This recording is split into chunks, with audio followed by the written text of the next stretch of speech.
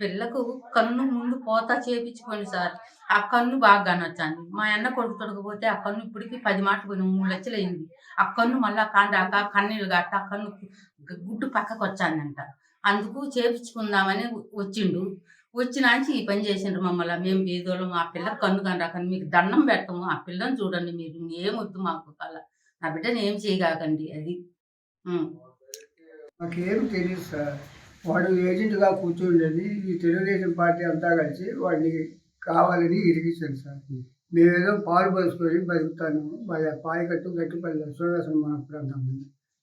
మాకేమి తెలియకుండానే కావాలని మీ వోడంతా చేసినాడు, ఇది చేసినాడని పోలీసులు వచ్చి మమ్మల్ని దౌర్జన్యం చేసి రాత్రులు 1 గంట, 2 గంటలప్పుడు వచ్చి కూడా మా ఆడవాళ్ళు కూడా డీబేగా చేసి అంత గందరగోళం చేసి 2 మాటలు వచ్చి పోయింది సార్. ఒక 10,000 పోలీసు ఆయన వచ్చి ఆడ మా కోడలు ఉంటే ఫోన్ పెరుక్కొని విసిరి వీధిలో పడేసి వెళ్ళిపోయింది. మేము ఏం చెప్పుకున్నాం, మాకెవరు దిక్కు లేరు, మాకెవరు పెద్ద మనిషి లేరు, మేము మాకు చెప్తే ఎవరు ఓటేసేవాళ్ళు లేరు.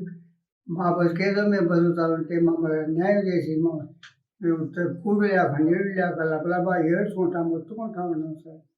ఆ పిల్లకు ఒకటి చెవుడు మూకి మాటలు రావు, మా కర్మ కొద్ది ఆయనకేదో చూపించాలని వచ్చి చూపించాలని కన్ను అంటే వద్దురా ఆయన వద్దు, ఎట్లా ఒకటి మేము చూపించుకుంటాము అని చెప్తే కూడా వాళ్ళు పెట్టమతంగా వచ్చి ఇక్కడ కావాలని ఇక్కడికి ఇరికించారు.